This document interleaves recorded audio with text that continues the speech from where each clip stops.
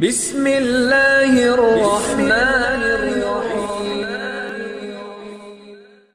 مفتی شعیب اللہ خان صاحب کے بیانات کے لیے مفتی صاحب کے آفیشیل چینل کو سبسکرائب کریں اور زیادہ سے زیادہ شیئر کریں۔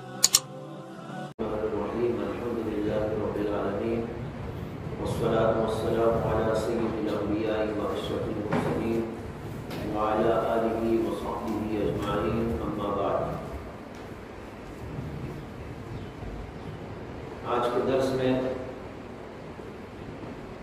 امام بخاری رحمۃ اللہ علیہ کا تذکرہ کیا جائے گا۔ یہ کتاب صحیح البخاری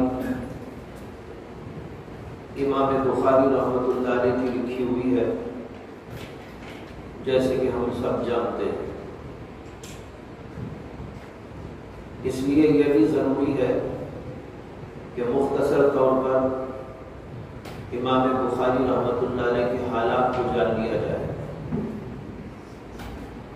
علماء کہتے ہیں کہ کتاب سے پہلے کتاب کے مصنف کو جاننا چاہیے، تاکہ کتاب کی عظمت اور کتاب کی حیثیت اور مقام ہمیں سمجھ میں آ جائے، اسے کہ جو بڑا آدمی ہوتا ہے اس کی لکھی ہوئی کتاب بھی بڑی ہوتی ہے، چھوٹے آدمی کی لکھی ہوئی بات چھوٹی ہوتی ہے۔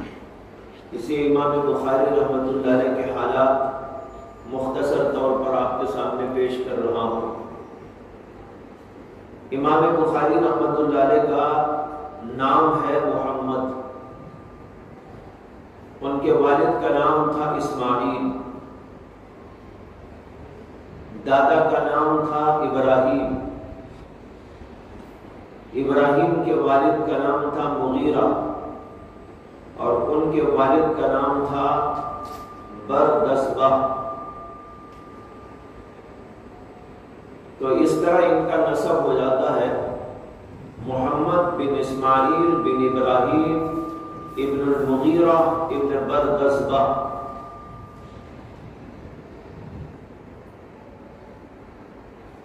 امام بخاری کے نام کے ساتھ الجعفی البخاری یہ دو نسبتیں لکھی جاتی ہیں، الجعفی البخاری۔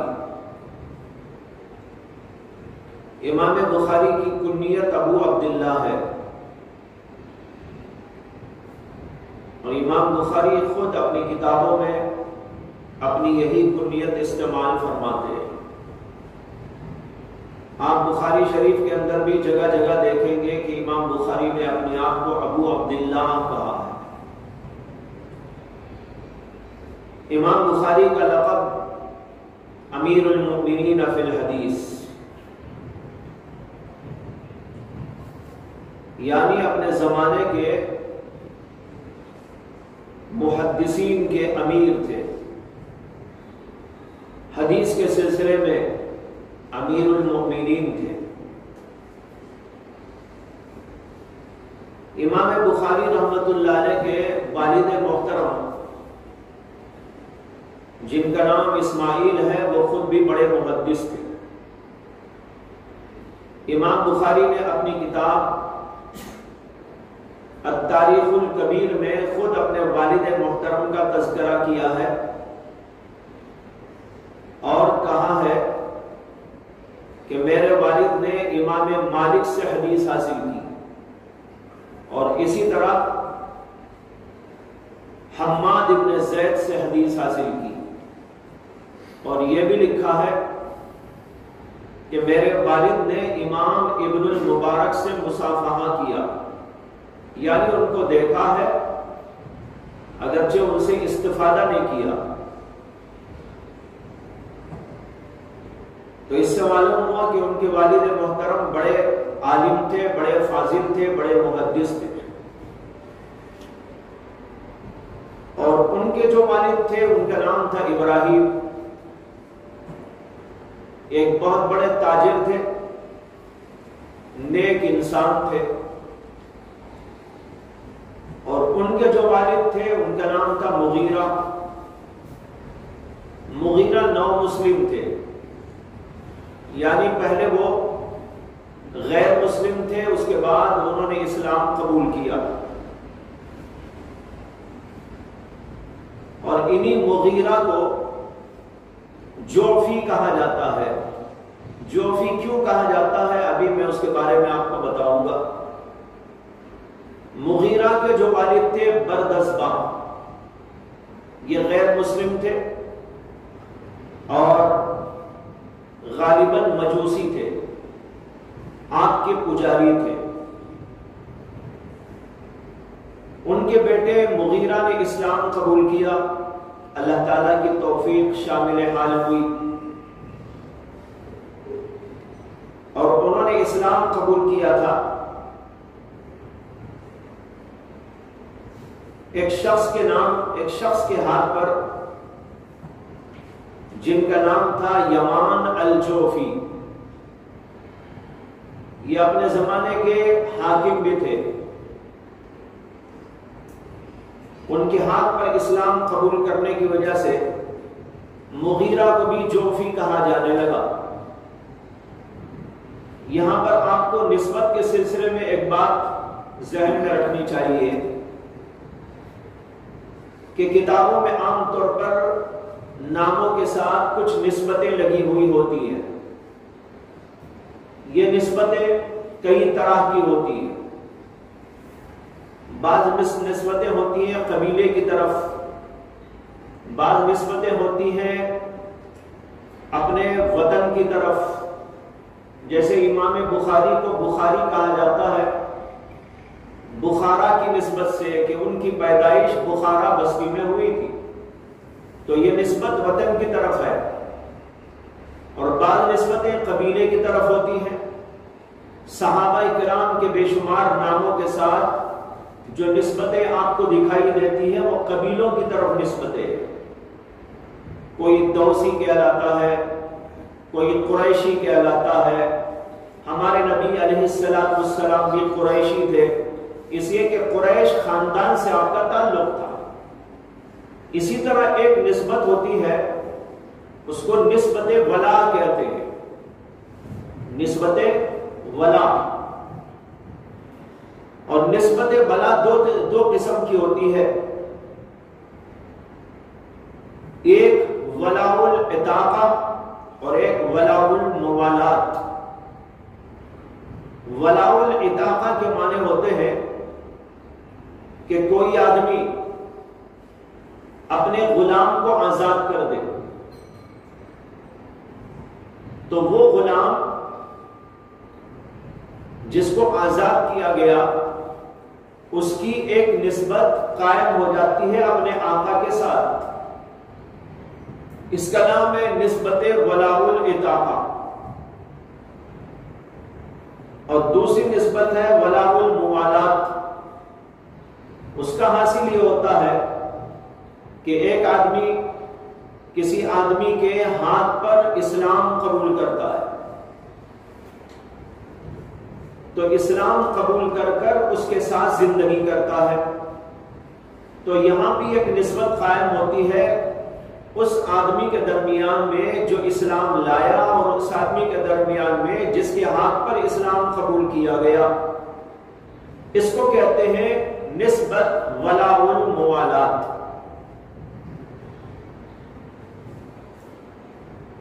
مثال کے طور پر ایک آدمی اسلام قبول کیا ایک آدمی کے ہاتھ پر،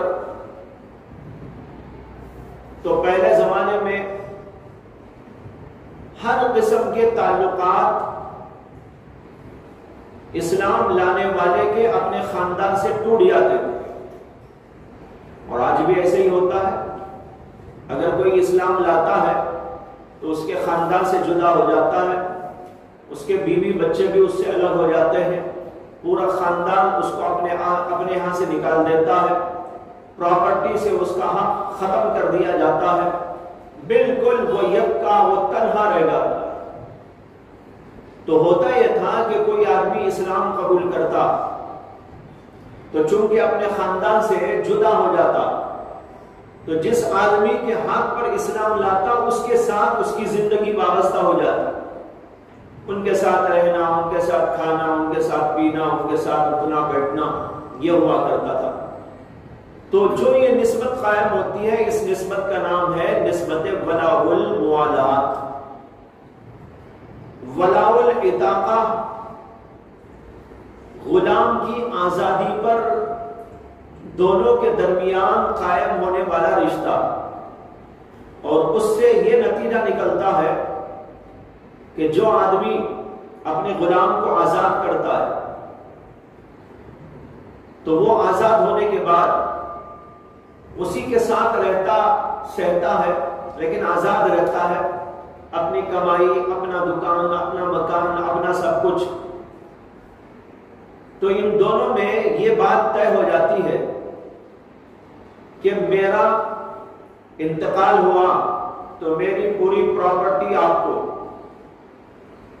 میری پوری جائیداد آپ کو، میرا مال آپ کو۔ تو غلام کی پراپرٹی، غلام کی تمام چیزیں اس کے مرنے کے بعد اس کے آقا کو مل جاتی ہے۔ شرط یہ ہے کہ اس کے ذوی الفروض اور اسباط میں سے کوئی نہ ہو۔ ذوی الفروض جن کے حق شریعت کے اندر مقرر ہے، اگر ایسے کوئی آدمی اس کے نہیں ہے اور اسباط میں سے بھی کوئی اس کے موجود نہیں ہے تو اس صورت کے اندر غلام کی تمام پراپرٹی اور جائیداد اور اموال وہ سب کچھ آقا کو مل جاتے ہیں۔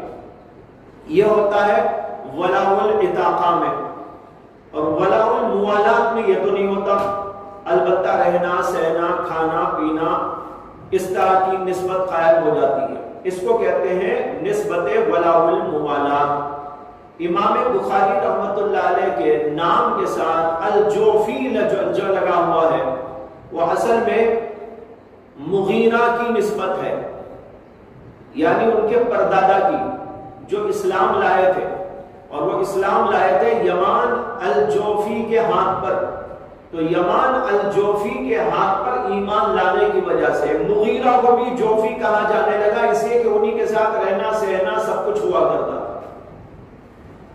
اس کے بعد یہ نسبت آگے چلی تو امام بخاری کے ساتھ بھی وہ نسبت لگ گئی، تو اس طریقے پر ان کو جوفی کہا جاتا ہے۔ اور البخاری اس لیے کہ امام بخاری رحمت اللہ علیہ کی پیدائش اور ان کا جو مقام تھا وہ بخارا تھا، بخارا کی طرف نسبت کرتے ہوئے ان کو بخاری کہا جاتا ہے۔ یہ تو ہوا ان کا نام اور ان کی نسبت سے متعلق بات۔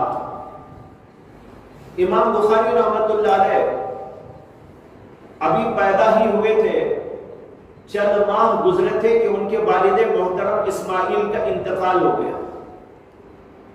یتیمی کی حالت میں ان کی والدہ نے ان کی پرورش کی، بہت بہترین انداز سے ان کی تربیت اور کفالت فرماتی رہی۔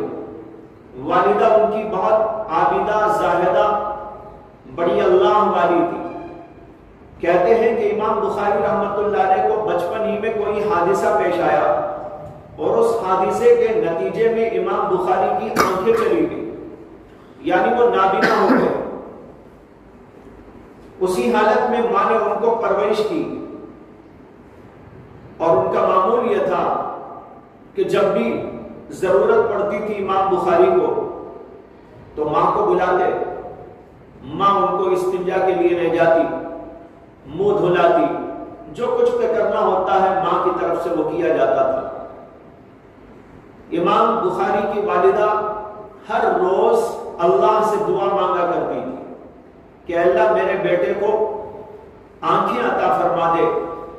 روزانہ ان کی دعا رات میں خاص طور پر رو رو کر جاری رہتی تھی۔ ماں کی دعا قبول ہوئی اور عجیب و غریب حیرت انگیز واقعہ امام بخاری کے ساتھ پیش آیا۔ امام بخاری سو چکے تھے، والدہ بھی ان کے پاس سو چکی تھی۔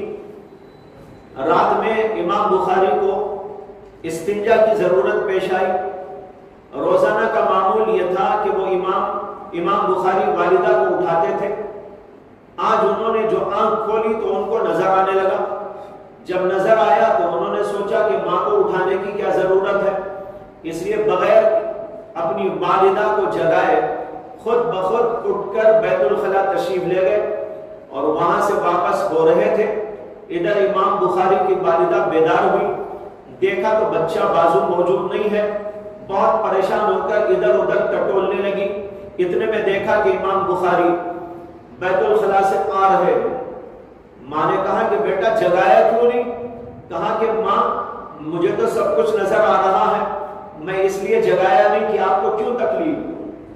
تو ماں کی دعا قبول ہوئی اور ان کی آنکھیں جو چلی گئی تھی اللہ نے دوبارہ ان کو عطا فرما دی۔ یہ حیرت انگیز واقعہ ان کی زندگی میں بچپن ہی میں پیش آیا تھا۔ امام بخاری رحمت اللہ علیہ جب ابھی 4-5 سال کے تھے، معمول کے مطابق ان کو مکتب کے اندر داخل کیا گیا، قرآن پاک حفظ کرایا گیا۔ قرآن پاک حفظ کرنے ہی کے دوران امام بخاری رحمت اللہ علیہ کو ذہن میں آیا کہ مجھے جس طرح میں قرآن یاد کر رہا ہوں حدیثیں بھی یاد کرنی چاہیے۔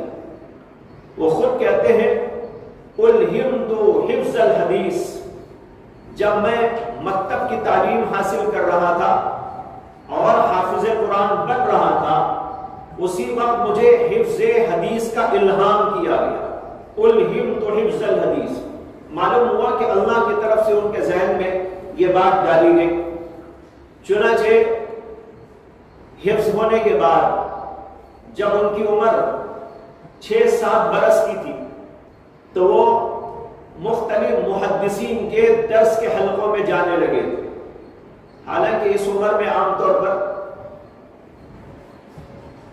حدیث کے درس کے اندر بچے جایا نہیں کرتے تھے، لیکن امام بخاری رحمت اللہ علیہ شوق اور ذوق کے ساتھ وہاں پر جانے لگے اور مختلف محدثین سے حدیثیں یاد کرنا شروع کر دی۔ اسی زمانے میں محدث داخلی جو عظیم الشان محدث تھے ان کے علاقے کے بخارا کے، ان کی خدمت میں بھی جانے لگے تھے۔ اور اس وقت امام بخاری کی عمر غالباً 8-9 برس کی ہوگی۔ اس وقت امام بخاری رحمت اللہ علیہ ان سے حدیث حاصل کر رہے تھے۔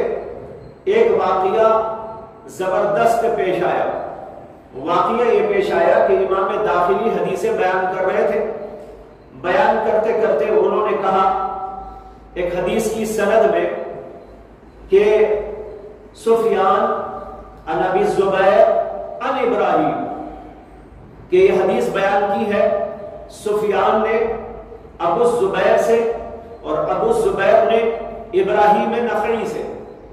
یہ سند بیان کی امام داخلی نے ایک حدیث کی۔ تو امام بخاری رحمت اللہ علیہ جو اس وقت میں بہت چھوٹی عمر کے تھے، انہوں نے کھڑے ہو کر امام داخلی کو لقمہ دے دیا۔ انہوں نے کہا کہ حضرت ابو الزبیر لم یرا ابراہیم، آپ بیان کر رہے ہیں کہ سفیان نے ابو الزبیر سے حدیث بیان کی اور ابو الزبیر نے ابراہیم سے بیان کی، حالانکہ ابو الزبیر نے کبھی ابراہیم کی زیارت بھی نہیں کی، یعنی ان کو لقاء ان کا حاصل نہیں، ان سے ملاقات کا کبھی ان کو موقع نہیں ملا۔ جب موقع ملاقات کا ملا ہی نہیں، زیارت ہی نہیں، دیکھا ہی نہیں، تو پھر ان سے حدیث کیسے روایت کر رہے؟ یہ اعتراض تھا۔ تو امام بخاری نے کہا ابو الزبیر لم یرا ابراہیم، ابو الزبیر نے تو ابراہیم کو دیکھا ہی نہیں۔ تو امام داخلی رحمت اللہ علیہ ذرا غصے میں آ گئے۔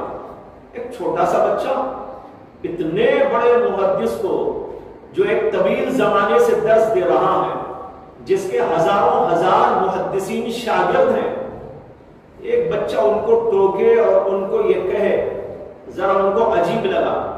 خیر انہوں نے ان کی بات کے اوپر توجہ نہ دی اور اپنا سلسلے درس جاری رکھا، اور جب درس ختم ہو گیا تو امام بخاری کو اپنے پاس بلایا، بلا کر کہا کہ تم کیا کہہ رہے تھے؟ انہوں نے کہا حضرت میں یہ کہہ رہا تھا کہ آپ نے تو حدیث میں یہ سند بیان کی کہ سفیان عن ابی الزبیر عن ابراہیم، یہ حدیث ابو الزبیر نے ابراہیم سے بیان کی، جبکہ میری معلومات کے حد تک ابو الزبیر کو کبھی بھی ابراہیم سے ملاقات کا شرف ہی حاصل نہیں ہوا، تو پھر یہ سند کیسے ہو سکتی ہے؟ امام داخلی رحمت اللہ علیہ نے کہا کہ تم یہ کہاں سے کہہ رہے ہو؟ انہوں نے کہا کہ ان کی عمر اور ان کی عمر کا تفاوت، یہ چھوٹے سے ہیں اور ان کی عمر بہت بڑی، وہ کیسے ان سے ملاقات کر سکتے ہیں؟ دونوں کا لقاء ثابت ہونا مشکل ہے۔ جیسے اگر کوئی کہنے لگے اب آپ میں سے کہ مولانا قاسم نانوتوی رحمت اللہ علیہ نے مجھ سے بیان کیا، تو کوئی مانے گا؟ ارے بھائی تم نے کہاں سے دیکھ لیا امام قاسم نانوتوی کو؟ تو اسی طرح ابراہیم کا زمانہ کون سا، ابو زبیر کا زمانہ کون سا؟ دونوں کے زمانوں کے اس تفاوت کی وجہ سے یہ ممکن نہیں ہے کہ ابو زبیر ابراہیم سے ملاقات کرے اور ان سے روایت لے۔ امام داخلی نے کہا، اور انہوں نے امام بخاری نے خود کہا کہ حضرت مجھے تو یہ سمجھ میں آ رہا ہے آپ اپنی کاپی ضرور دیکھ لیں۔ امام داخلی اندر تشریف لے گئے، جانے کے بعد اپنی کاپی ٹٹول کے لے آئے اور اس کے اندر اس حدیث کو تراشنے کے بعد دیکھا تو وہاں پر واقعی یوں لکھا ہوا تھا، سفیان عن زبیر ابن عدی عن ابراہیم۔ ابو زبیر نہیں تھا، زبیر ابن عدی تھا۔ تو ان کو یہ اجتماع ہو گیا تھا اور خط مت ہو گیا تھا کہ زبیر بن عدی کو انہوں نے ابو زبیر کہہ دیا تھا، کاپی کے اندر ٹھیک لکھا ہوا تھا۔ تو امام داخلی نے اس کو دیکھ کر امام بخاری سے کہا ہاں مجھ سے چوک ہو گئی، کل اس کی تصحیح کر دوں گا۔ چنانچہ دوسرے دن امام بخاری بھی تشریف لائے اور بھی محدثین تشریف لائے، درس کا وقت ہوا تو درس کے وقت کے اندر امام داخلی نے، یہ ان کی تواضع تھی، عاجزی انکساری تھی، حق پرستی اور حق پسندی کی بات تھی کہ انہوں نے صاف سارے مجمع کے اندر یہ بیان کیا کہ کل میں نے آپ لوگوں کو یہ حدیث اس سند کے ساتھ بیان کی تھی، سفیان عن ابی زبیر عن ابراہیم، لیکن حقیقت یہ ہے کہ وہ سند صحیح نہیں ہے۔ سند صحیح یوں ہے عن سفیان عن زبیر ابن عدی عن ابراہیم۔ یہ بات مجھ کو اس طالب علم نے بتائی۔ انہوں نے امام بخاری کی طرف اشارہ کر کے کہا کہ اس بچے نے مجھ کو یہ بات سمجھائی اور میں نے جا کر اپنی کتاب دیکھی تو واقعی مجھ سے غلطی نظر آئی، اسی آپ کے سامنے اس کو واضح کر رہا ہوں۔ یہ واقعہ امام بخاری کے جو ہے شہرت کا باعث بنا اور دنیا بھر میں ان کی شہرت ہو گئی۔ اتنا چھوٹا سا بچہ اتنے ایک عظیم محدث کو لقمہ دینے کے قابل بن گیا اور وہ بات صحیح نکلی، اور امام داخلی رحمت اللہ علیہ نے ان کی بات کو قبول کر لیا تھا۔ یہاں سے امام بخاری رحمت اللہ علیہ کی شہرت چہار دانگ عالم پھیلتی چلی گئی۔ امام بخاری رحمت اللہ علیہ نے علم کے سلسلے میں بہت سارے اسفار بھی کیے۔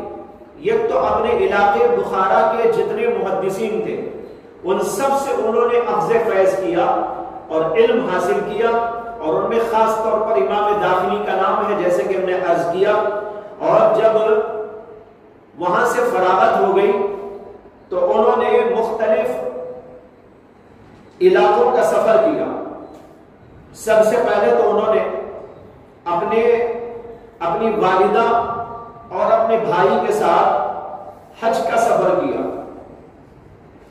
پھر مکہ مکرمہ میں قیام کیا اور وہاں کے محدثین سے استفادہ کیا۔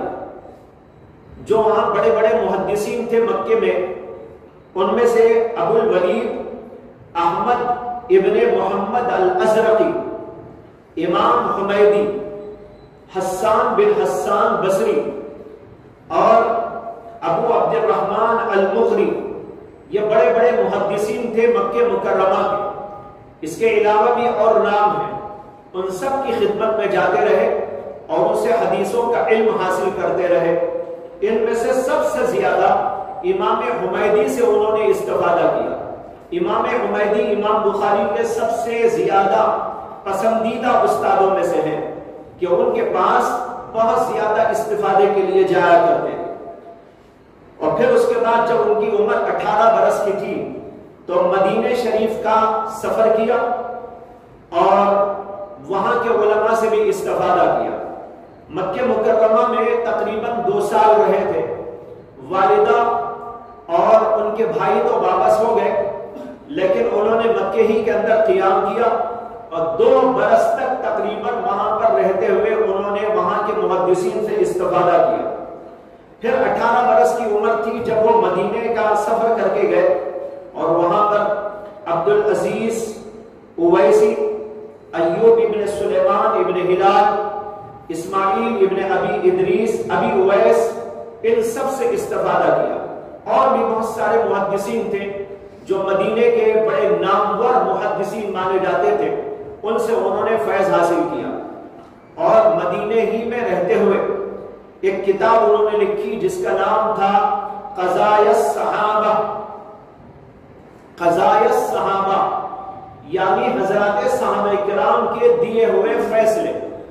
حضرات صحابہ نے، جیسے حضرت ابو بکر نے، حضرت عمر نے، حضرت عثمان نے، حضرت علی نے اور حضرت حسن نے، اور پھر اس کے بعد حضرت امیر معاویہ نے اور بعض صحابہ کرام نے جو قضاوت کے عہدے پر فائز تھے، جو جو فیصلے کیے تھے، ان فیصلوں پر سندوں کے ساتھ احادیث کو جمع کیا اور اس کا نام رکھا انہوں نے قضایا الصحابہ۔ اور دوسری کتاب التاریخ الکبیر، اس التاریخ الکبیر کا ذکر ابھی میں نے کیا تھا آپ کے سامنے کہ اس کے اندر انہوں نے اپنے والد محترم کا بھی ذکر کیا ہے۔ یہ التاریخ الکبیر بہت بڑی کتاب ہے، اسی لیے اس کا نام بھی ہے التاریخ الکبیر۔ محدثین کے ہاں تاریخ کا جو لفظ استعمال ہوتا ہے عام طور پر اس کا مطلب وہ نہیں ہوتا جو ہمارے ہاں مطلب لیا جاتا ہے۔ ہمارے ہاں تاریخ کا مطلب یہ ہے کہ کچھ واقعات و حالات دنیا کے اندر کیا کیا پیش آئے اس کو بیان کرے، لیکن یہاں امام بخاری ہو یا دیگر محدثین کرام وہ التاریخ کہتے ہیں راویوں کے حالات، راویوں کے حالات پر لکھی ہوئی کتابیں۔ امام بخاری نے بھی اپنے زمانے تک جتنے بڑے بڑے محدثین اور دوسرے حضرات راویان حدیث گزرے ہیں ان سب کا تذکرہ اس کے اندر جمع کیا ہے، نام ذکر کیا، ان کے والد کا نام ذکر کیا، ان کی کنیت ذکر فرمائی اور ان کے کچھ حالات بیان فرمائے، وہ کس قسم کا راوی تھا اس کو بیان کیا۔ یہ ہے التاریخ الکبیر میں۔ التاریخ الکبیر امام بخاری کی ایک کتاب، اس کے علاوہ التاریخ الصغیر بھی ہے، التاریخ الاوسط بھی ان کی کتاب ہے، آگے چل کر اس کا تذکرہ آئے گا۔ بہرحال مدینے میں رہتے ہوئے انہوں نے یہ 2 کتابیں لکھی۔ اس کے بعد بصرہ کا سفر کیا، وہاں پر ابو عاصم النبیل بڑے محدث تھے۔ امام بخاری نے ان کا تذکرہ بہت ہی عظمت کے ساتھ اپنی کتاب بخاری کے اندر بھی کیا ہے، ابو عاصم النبیل۔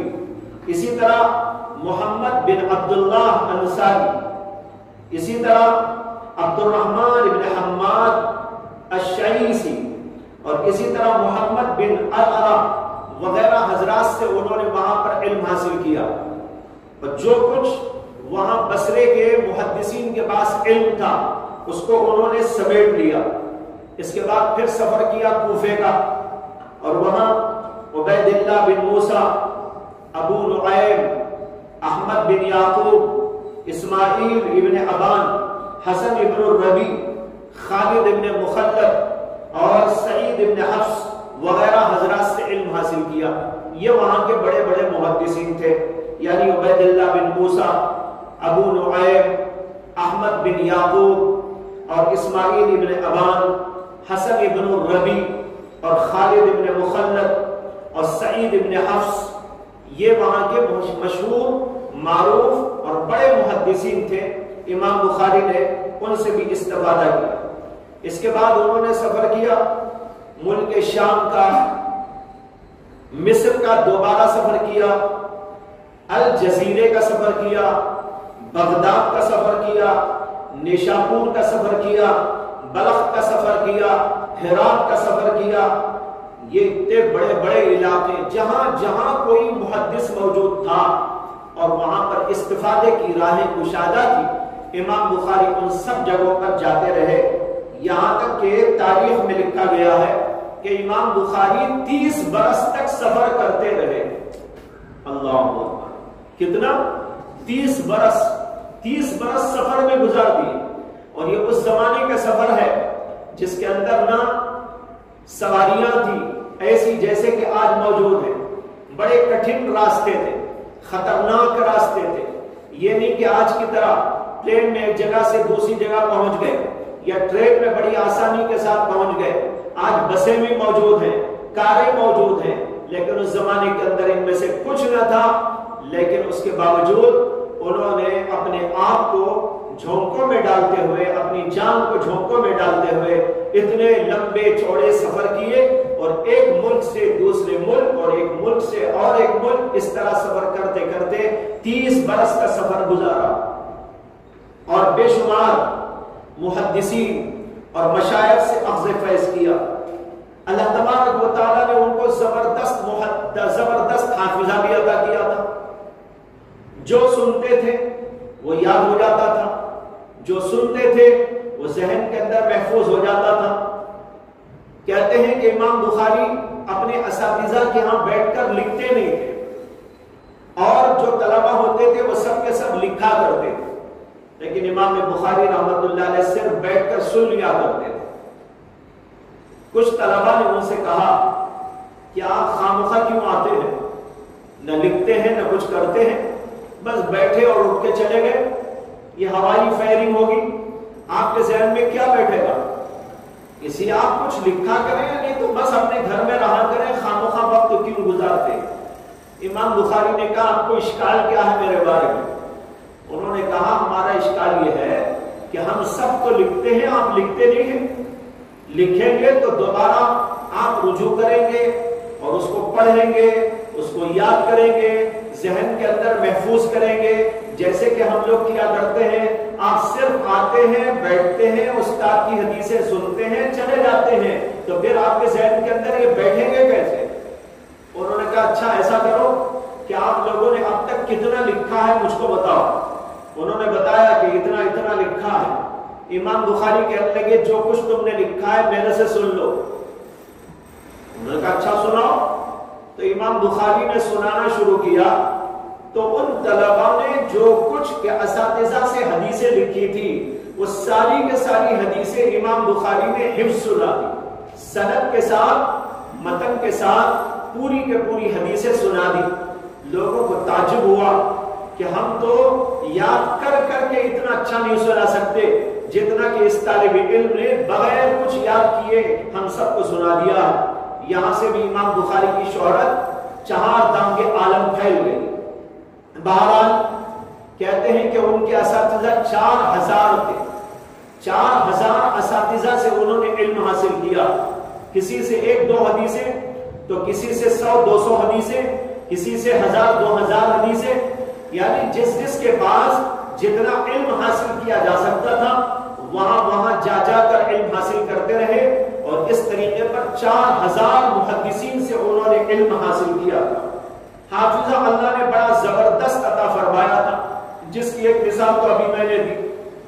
ایک دوسری مثال جو تاریخ کے اندر ضبط کی گئی ہے وہ یہ ہے کہ امام بخاری رحمۃ اللہ علیہ کا بچ جب بڑا شہرہ ہو گیا دنیا بھر کے اندر، اللہ تعالیٰ نے ان کو شہرت عطا کر دی۔ تمام اس زمانے کے محدثین ان کو اپنا امام اور اپنا بڑا مانتے تھے، تو بغداد والوں نے ان کو اپنے یہاں آنے کی دعوت اور کہا کہ آپ ہمارے یہاں تشریف لائے، ہم آپ سے فیض حاصل کرنا چاہتے ہیں۔ یہ بلانے والے عوام نہیں ہوا کرتے تھے، یہ بلانے والے محدثین ہوا کرتے تھے، بڑے بڑے علماء اور فقہاء، بڑے بڑے مشائخ ہوا کرتے تھے۔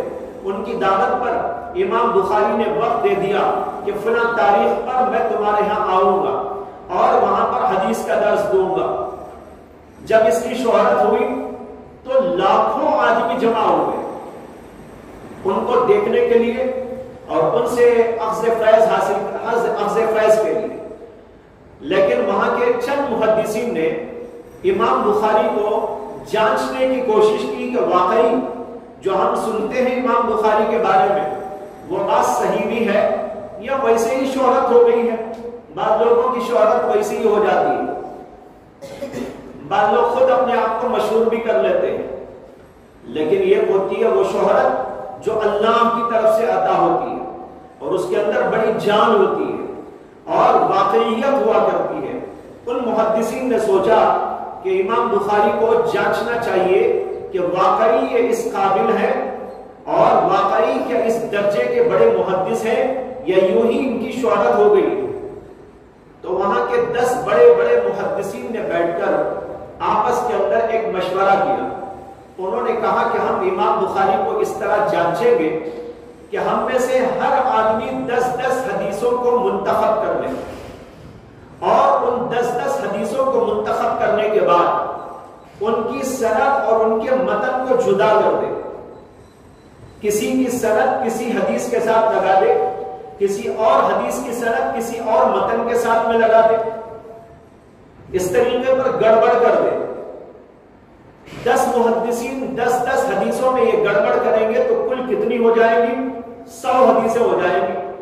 انہوں نے کہا ہم یہ حدیثیں لے کر جو گڑبڑی والی حدیثیں ہیں سندوں اور متنوں میں ہم نے فرق کر دیا ہے, ان احادیث کو لے کر امام بخاری کے بالکل سامنے بیٹھ جائیں گے اور جب امام بخاری تشریف لائیں گے تو ہم ان سے ایک ایک کر کے پوچھیں گے کہ اس حدیث کے بارے میں آپ بتائیں, اس حدیث کے بارے میں آپ بتائیں. تو امام بخاری کیا جواب دیتے ہیں یہ دیکھ لیں گے. اگر وہ کچھ پہنچے ہوئے نہیں ہیں تو ہم جو گڑبڑی کی حدیثیں پیش کر رہے ہیں اسے بھی قبول کر لیں گے. اسے کونے تو پتہ بھی نہیں چلے گا. اسے یہ جو جانکار نہیں ہوتا اسے پتہ کیا چلتا ہے کہ حق کیا ہے, باطل کیا ہے, اچھا کیا ہے, برا کیا ہے, صحیح کیا ہے, غلط کیا ہے. اسے وہ قبول کر لیں گے. اور اگر واقعی وہ بڑے محدث ہیں اور بڑی مہارت ہے اور بڑی نظر ان کی ہے, بڑی گہرائی و گہرائی ان کے علم کے اندر موجود ہے, وہ تمام احادیث کے اوپر بڑا گہری نظر رکھتے ہیں, تو وہ پھر پہچان لیں گے کہ ہم نے کیا گڑبڑی کی ہے. اس طریقے پر ان 10 محدثین نے گڑبڑ کر دی حدیثوں میں. متن تھا ایک, سند لگا دی کچھ. مثال کے طور پر حدیث ہے انما الاعمال بالنیات وانما لامرئ ما نوى فمن كانت هجرته الى الله ورسوله فهجرته الى الله ورسوله ومن كانت هجرته الى دنيا يصيبها او الى امرأة ينكحها فهجرته الى ما هاجر اليه. یہ حدیث سند اس کی یہ ہے کہ حضرت عمر اس کے راوی, حضرت عمر اس کے راوی. انہوں نے کیا کیا, عمر کی جگہ لگا دیا ابو بکر صدیق اور کہا ان ابی بکر صدیق رضی اللہ تعالی عنہ قال سمعت رسول اللہ صلی اللہ علیہ وسلم انما الاعمال بالنیات. کوئی حدیث ابو ہریرہ کی تھی, اس پہ لگا دیا انہوں نے نام حضرت عمر کا. کوئی حدیث ابن عباس کی تھی, اس کے ساتھ جوڑ دی کوئی اور حدیث جو روایت کیا تھا ابو بکر صدیق نے. اس طریقے پر سندوں کو گڑبڑ کر دیا, کسی کی کسی کے ساتھ, کسی کی کسی کے ساتھ میں لگا دیا. اور میں تو ایک نام ذکر کر رہا ہوں, انہوں نے پوری سند ہی بگاڑ دی اور بگاڑ کر رکھ لی اپنے ذہن کے اندر. اور جب امام بخاری تشریف لائے, ہزاروں نہیں لاکھوں کا مجمع, امام بخاری اپنی مسند پر تشریف فرما ہوئے اور تمام لوگ بیٹھ گئے اور یہ 10 محدثین سامنے امام بخاری کو گھیر کے بیٹھ گئے.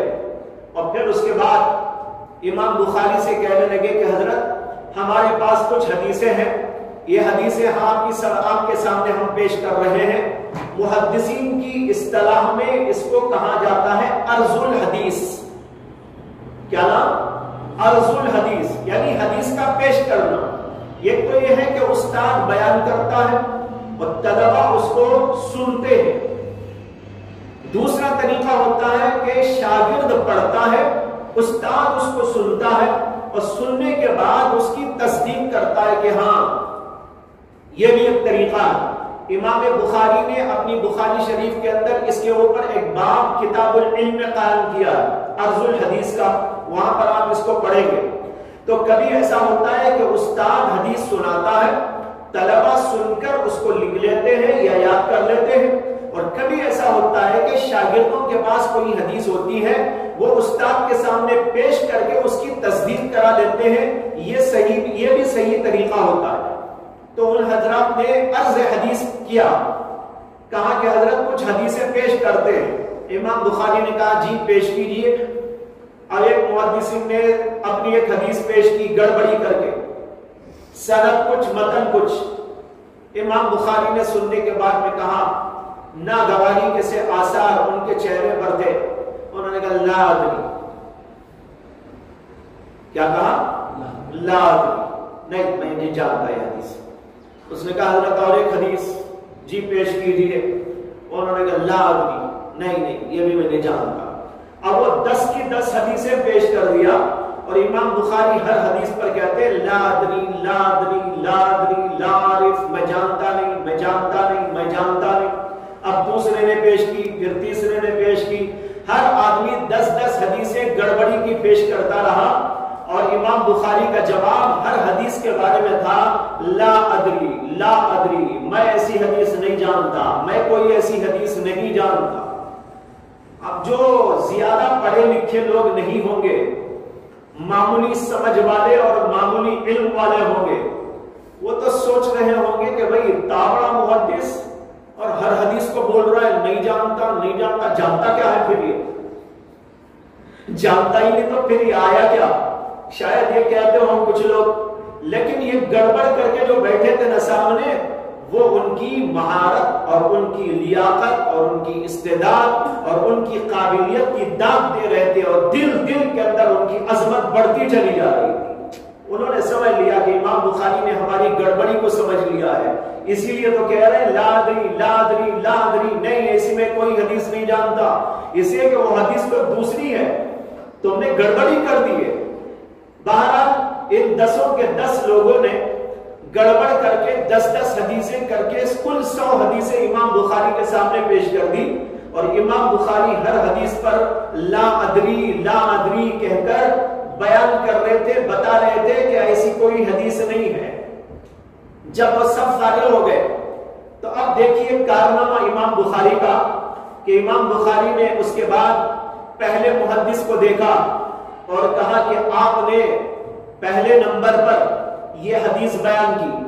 اب ان کو وہ حدیث پھر یاد ہو گئی، یعنی وہ گڑبڑی والی بھی یاد ہو گئی، جو اصل تھی وہ تو تھی ہی، وہ یاد ہی تھی ان کو، جو انہوں نے گڑبڑ کر دی تھی سندوں میں، غلط سندیں لگا دی تھی، وہ غلط بھی ان کو یاد ہو گیا۔ انہوں نے کہا آپ نے پہلے نمبر پر یہ حدیث ان راوی سے بیان کی تھی، لیکن یہ اس کی سند نہیں ہے، اس کی سند وہ ہے جو آپ نے تیسرے نمبر پر بیان کی۔ آپ نے دوسرے نمبر پر یہ حدیث بیان کی تھی اور اس کی سند آپ نے یہ بیان کی تھی، لیکن اس کی سند وہ نہیں ہے، اس کی سند وہ ہے جو آپ نے 10ویں حدیث کے ساتھ میں لگا رکھی تھی۔ آپ نے 5ویں نمبر پر جو حدیث بیان کی وہ اس کے ساتھ جو سند تھی وہ اس کی سند نہیں تھی، اس کی سند وہ تھی جو آپ نے نمبر اول پہ لگا رکھی تھی۔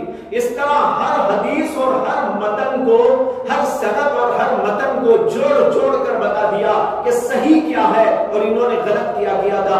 اس طرح تمام محدثین کی 100 کی 100 حدیثوں کو انہوں نے وہاں پر ٹھیک کر کے بتا دیا، اور سارا مجمع دنگ رہ گیا کہ واقعی ایسا محدث کو دنیا میں دیکھا نہیں۔ بھائیوں، یہ ہے امام بخاری رحمۃ اللہ علیہ۔ لا ادری کا جملہ بھی کبھی بہت بڑا ہوتا ہے۔ لا ادری کا معنی یہ نہیں ہوتا کہ جانتا نہیں، لا ادری کا معنی ہوتا ہے جو تم بول رہے ہو وہ نہیں جانتا، جو تم غلط بول رہے ہو وہ نہیں جانتا، جانتا ہوں لیکن تم جو غلط بیان کر رہے ہو وہ میں نہیں جانتا۔ یہاں یہی مطلب تھا امام بخاری کا، لا ادری یعنی وہ نہیں جانتا جو آپ بیان کر رہے ہیں، وہ طریقے سے وہ حدیث نہیں آئی، اس سند کے ساتھ وہ حدیث نہیں آئی، اس کی سند تو دوسری تھی۔ اس طریقے پر امام بخاری رحمۃ اللہ علیہ نے اپنے حافظے کا امتحان دے کر وہ کامیابی حاصل کر لی کہ دنیا کے اندر ان کی شہرت بہت زیادہ بڑھتی چلی گئی۔ بہرحال یہ تھے امام بخاری رحمۃ اللہ علیہ اور ان کے اسفار اور ان کا حافظہ۔ لیکن بھائی اس کے بعد امام بخاری رحمۃ اللہ علیہ کا درس کا سلسلہ جاری ہو گیا، وہ درس دیا کرتے تھے، اور ایک ایک درس کے اندر ان کے قریب 1,00,000 شاگرد ہوا کرتے تھے۔ اللہ اکبر، 1,00,000 شاگرد۔ اور امام بخاری رحمۃ اللہ علیہ نے حدیثوں کا درس دیا اور بے شمار شاگرد پیدا ہوئے، اس کے ساتھ تصنیفی کام بھی کیا، جس کا تذکرہ آگے چل کر کروں گا، اس سے پہلے ایک بات یہ بھی سمجھ لیں کہ جو جتنا بڑا آدمی ہوتا ہے اللہ اسے آزمائشوں میں بھی ڈالتا ہے۔ اللہ آزمائش کے لیے بڑے حالات پیدا کر دیتے ہیں، یہ جانچنے کے لیے اور جاننے کے لیے کہ میرا بندہ میرا ہی بندہ ہے، یہ کہ اپنے نفس کا بندہ ہے۔ اللہ جانچنے کے لیے عام طور پر بڑے بڑے لوگوں کو بڑے بڑے مصائب میں، بڑی بڑی آفات میں، بڑی بڑی بلاؤں میں، بڑے بڑے مصائب میں مبتلا فرما دیتے ہیں۔ اور امام بخاری کے ساتھ بھی ایسے ہی احوال پیش آئے، جیسے امام ابو حنیفہ کے ساتھ پیش آئے، امام مالک کے ساتھ پیش آئے۔ امام ابو حنیفہ رحمت اللہ علیہ کو قید میں ڈالا گیا تھا، زہر دیا گیا تھا۔ امام مالک رحمت اللہ علیہ کو کالک لگا کر گدھے پہ بٹھا کر بٹائی کر کر کے پورے مدینے کی گلیوں میں، پورے مدینے کے کوچوں میں گھمایا گیا تھا۔ اس طرح کی آزمائش آئی۔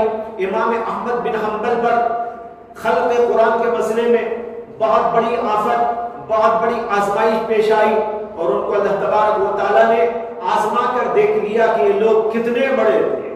اسی طرح امام بخاری کے ساتھ بھی واقعہ پیش آیا۔ امام بخاری کو جیلا وطن کیا گیا، یعنی ان کے وطن میں رہنے سے ان کو منع کر دیا گیا اور ان کے وطن سے ان کو باہر نکال دیا گیا۔ اس میں روایات مختلف ہیں کہ کیوں یہ واقعہ پیش آیا۔ ایک واقعہ یہ بیان کیا جاتا ہے کہ جب امام بخاری رحمت اللہ علیہ کی شہرت بام عروج پر پہنچ گئی اور وہ حدیث کے نامور امام تھے، اسی کے ساتھ انہوں نے فتویٰ دینا بھی شروع کیا۔ لوگ ان سے مسائل میں رجوع کرتے تو وہ فتویٰ بھی دیتے۔ ایک ہے حدیث کا روایت کرنا اور ایک ہے حدیث سے مسائل کا اخذ کرنا اور فتویٰ دینا۔ دونوں کے اندر فرق ہوا کرتا ہے۔ اس فرق کو آپ اس واقعے سے سمجھ سکتے ہیں کہ امام ابو حنیفہ رحمت اللہ علیہ کے استاد امام شعبی، جن کا پورا نام تھا عامر ابن شرحبیل الشعبی، بڑے محدث تھے، عظیم الشان محدث تھے۔ ایک بار ایک آدمی ان کے پاس آیا اور ایک مسئلہ دریافت کیا۔ امام شعبی نے جواب دیا۔ وہ آدمی کہنے لگا کہ میں نے ابو حنیفہ سے بھی یہ مسئلہ پوچھا، لیکن ان کا جواب آپ کے جواب سے مختلف ہے۔ انہوں نے کہا انہوں نے کیا جواب دیا؟ اس آدمی نے بتایا کہ ابو حنیفہ نے یہ جواب دیا۔ امام ابو حنیفہ شاگرد تھے امام شعبی کے۔ امام شعبی نے کہا کہ اچھا جب وہ آئیں گے تو میں ان سے اس بارے میں گفتگو کروں گا۔ چنانچہ جب امام ابو حنیفہ امام شعبی کے پاس آئے تو امام شعبی نے کہا کہ ابو حنیفہ، ایک آدمی میرے پاس آیا تھا اور اس نے میرے سے مسئلہ پوچھا، میں نے اس کو یہ جواب دیا، لیکن اس نے بتایا کہ آپ نے اس کا ایک دوسرا جواب دیا، تو آپ نے کیا جواب دیا؟ امام ابو حنیفہ نے بتایا کہ میں نے یہ جواب دیا۔ امام شعبی نے پوچھا من این اخذت هذا الجواب، آپ نے یہ جواب کہاں سے لیا؟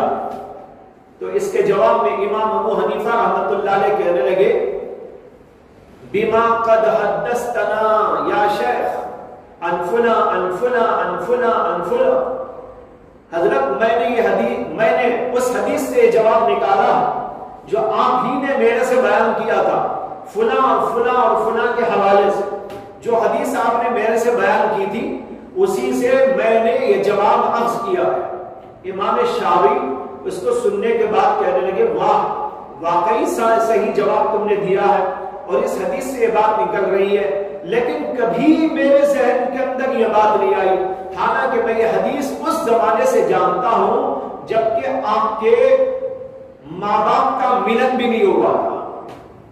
آپ کے ماں باپ کا ملاپ بھی نہیں ہوا تھا، یعنی شادی ہی نہیں ہوئی تھی۔ جب آپ کے ماں باپ کی شادی ہی نہیں ہوئی تھی تو آپ کہاں ہوں گے دنیا میں؟ میں اس وقت سے اس حدیث کو جانتا ہوں، لیکن کبھی میرے ذہن کے اندر وہ جواب اس سے نہیں نکلا جو تمہارے ذہن کے اندر آ گیا۔ اور یہ کہہ کر امام شعبی نے کہا تھا انتم السیادہ نحن السیادہ وانتم الاطباء، ہم تو بھائی کیمسٹ کی دکان والے ہیں، دوائیوں کی دکان والے ہیں، دوائیاں سجائے بیٹھے ہیں، نحن السیادہ وانتم الاطباء، لیکن ڈاکٹر تو تم لوگ۔ ایک آدمی تو وہ ہوتا ہے جو دوائیاں رکھا بیٹھا ہے، دوائیاں رکھ لینے والے کو یہ پتہ تھوڑا ہی ہوتا ہے کہ کس بیماری کی دوا کس کے اندر ہے، کس بیماری کی شفا کس کے اندر ہے، وہ تو ڈاکٹر کو معلوم ہوتا ہے۔ انہوں نے کہا ہم تو حدیثوں کا علم رکھتے ہیں، حدیثوں کا دکان سجائے ہوئے ہیں، بے شمار حدیثیں ہمارے پاس موجود ہیں، لیکن کس حدیث میں کس چیز کا جواب موجود ہے یہ تو فقہاء اکرام جانتے ہیں۔ یہ جواب امام ابو حنیفہ نے دیا تھا تو امام شعبی نے اس کی تصدیق کی اور یہ تاریخی جملہ انہوں نے ارشاد فرمایا۔ تو بہرحال بتانا یہ ہے، ایک ہوتا ہے محدث، محدث کا کام ہوتا ہے حدیثوں کو یاد کرنا، راویوں کی جانچ پڑتال کرنا، اس کے اندر سے صحیح اور غلط حدیثوں کا امتیاز کرنا، اس کے الفاظ کو برابر یاد رکھنا اور پھر اس کی روایت کرنا، دوسروں تک اس کے علم کو پہنچانا، یہ کام حضرات محدثین کا ہوتا ہے۔ اور ایک کام فقہاء کرام کا ہوتا ہے۔ فقہاء کرام حدیثوں پر غور و فکر کرتے ہیں، ایک ایک حدیث سے بے شمار مسائل نکالتے ہیں، ایک ایک حدیث سے بے شمار اسرار حقائق نکالتے ہیں۔ یہ حضرات فقہاء کرام کا کام ہوا کرتا ہے۔ ہر محدث فقیہ نہیں ہوا کرتا اور ہر جو ہے فقیہ محدث ہوتا ہے۔ ہر فقیہ کا محدث ہونا ضروری ہے، اس لیے کہ حدیث کا علم نہیں ہوگا تو وہ فقیہ کیسے بنے گا؟ لیکن ہر محدث کا فقیہ ہونا ضروری نہیں۔ بہت سارے فقہاء ایسے، بہت سارے محدثین ایسے گزرے ہیں جنہوں نے حدیث کی روایت کی لیکن مسائل کے سلسلے میں وہ حضرات فقہاء کی طرف رجوع کیا کرتے تھے۔ بہرحال میں یہ عرض کرنا چاہ رہا تھا کہ امام بخاری رحمۃ اللہ علیہ جو بہت شاندار محدث تھے اور حدیث کے علم کے اندر ان کی کوئی نظیر اور کوئی مثال نہ تھی، وہ حدیثوں کے علم کے سلسلے میں شہرۂ آفاق بن گئے تھے۔ انہوں نے اسی کے ساتھ ساتھ فتویٰ دینا شروع کیا تو وہاں پر ایک محدث تھے، ایک فقیہ تھے اور وہ حنفی فقیہ تھے اور امام محمد رحمۃ اللہ علیہ کے شاگرد تھے۔ ان کا نام تھا امام ابو حفص الکبیر۔ امام ابو حفص الکبیر یہ ڈائریکٹ امام محمد کے شاگرد ہوتے ہیں، بہت بڑے فقیہ تھے۔ انہوں نے اور عمر میں بھی بہت بڑی ان کی عمر تھی امام بخاری کے اعتبار سے، تو انہوں نے امام بخاری کو بلا کر ایک بات کہی۔ انہوں نے کہا کہ جناب آپ کو اللہ نے علم حدیث کی مہارت دی ہے، آپ اس سلسلے میں اپنا کام جاری رکھیں، لیکن آپ فتویٰ نہ دیا کریں۔ فتویٰ دینا فقیہ کا کام ہوتا ہے، لہذا آپ اس سے احتراز کریں اور فقہاء کی طرف رجوع کیا کریں، اور دوسرے لوگ آپ سے پوچھیں تو ان کو بھی فقہاء کی طرف رجوع کرا دیا کریں۔ لیکن امام بخاری رحمۃ اللہ علیہ اس کے باوجود فتویٰ دیا کرتے تھے۔